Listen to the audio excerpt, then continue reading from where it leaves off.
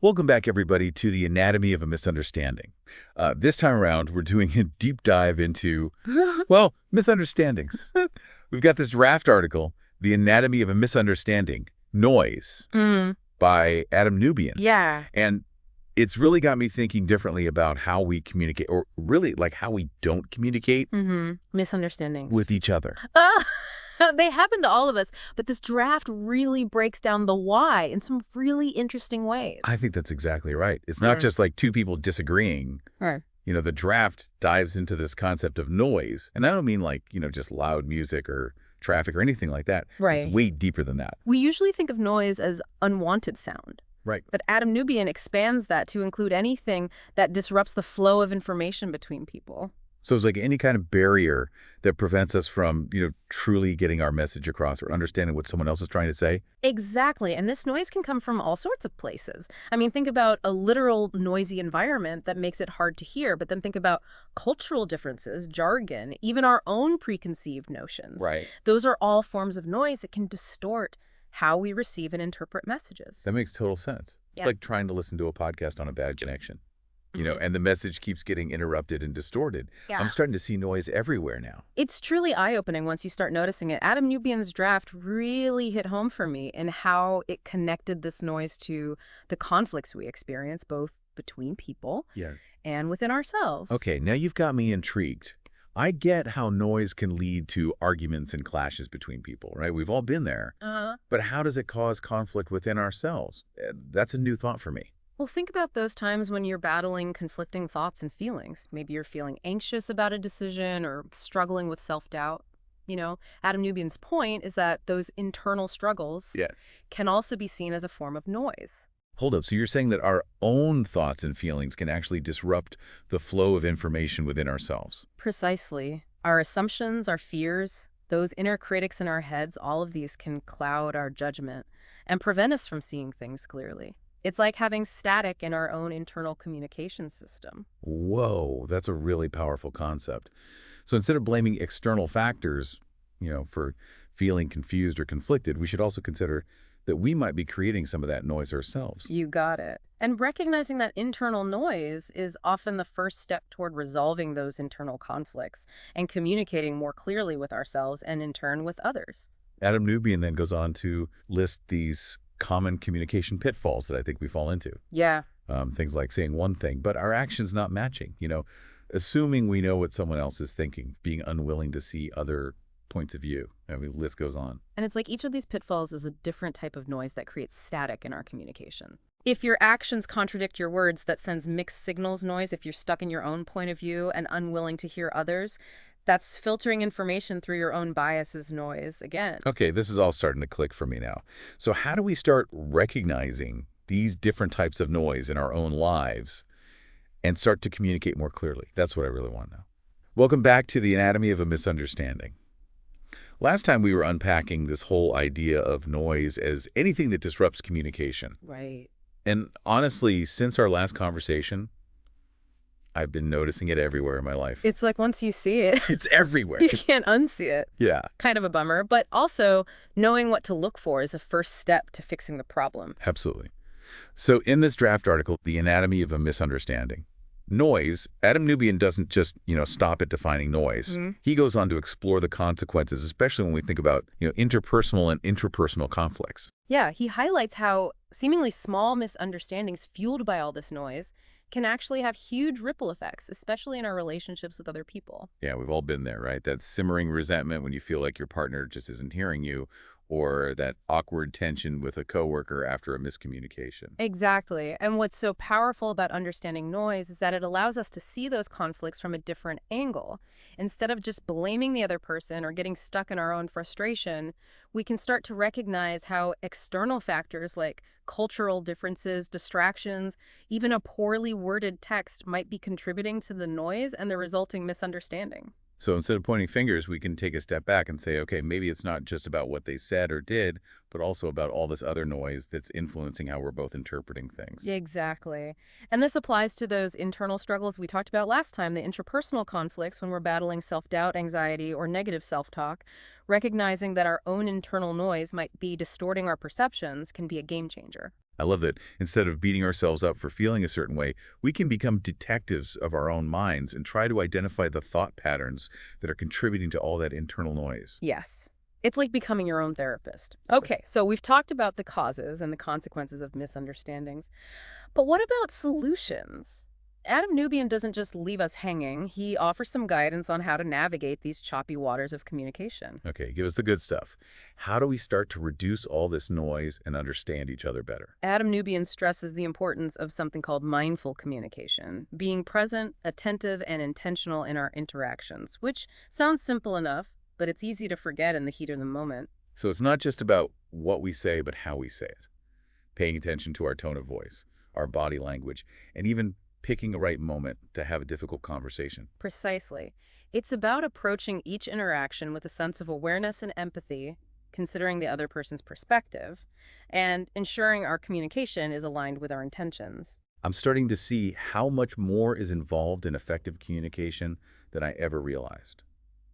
Adam Nubian also mentioned active listening as another key strategy. Active listening is huge. It's about going beyond simply hearing the words to truly understanding the message, asking clarifying questions, reflecting back what we've heard to make sure we're on the same page. It's like making sure the signal is strong and clear, no static in the way.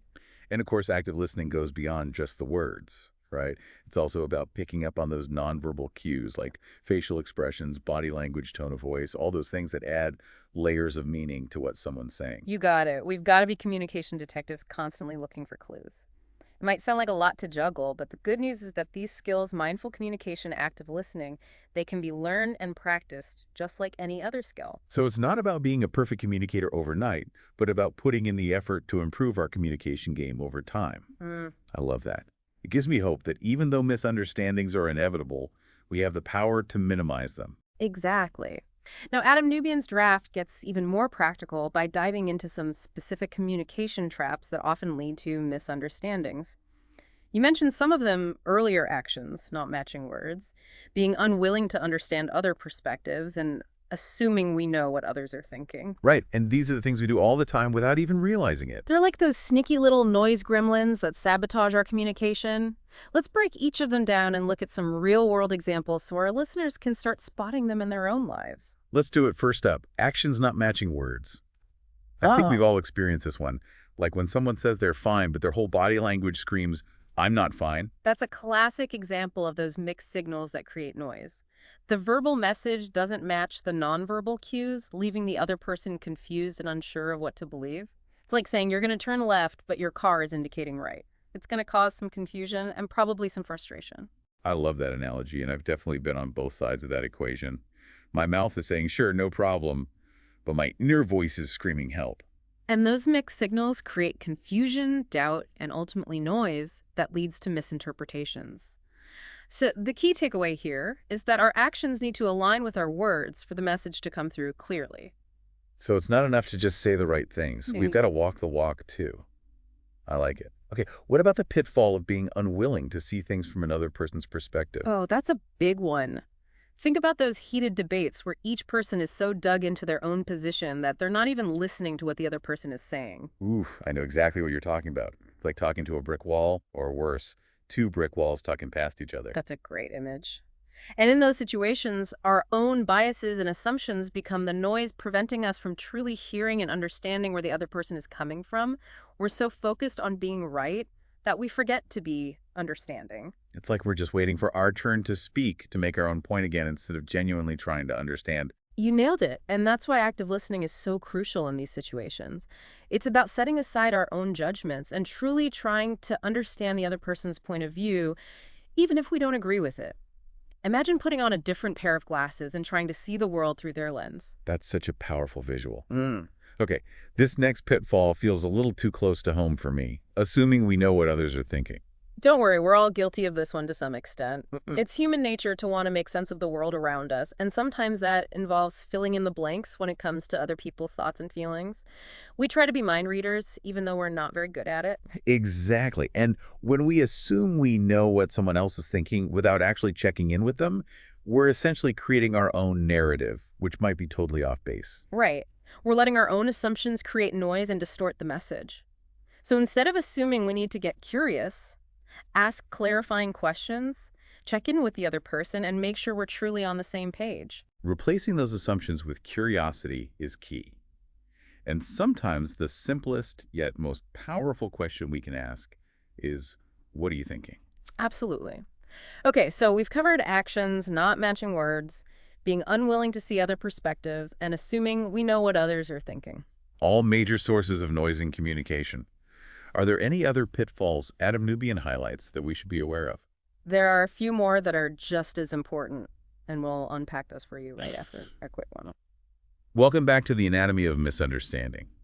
We're wrapping up our deep dive into this concept of noise and all the ways it can trip us up when we try to communicate. But we've already uncovered a bunch of these pitfalls that create noise, like mixed messages, assuming we know what others are thinking, and getting stuck in our own perspectives. Yeah, we've definitely covered a lot of ground, but there are a few more sneaky noise gremlins that Adam Nubian mentions in his draft that we should bring to light.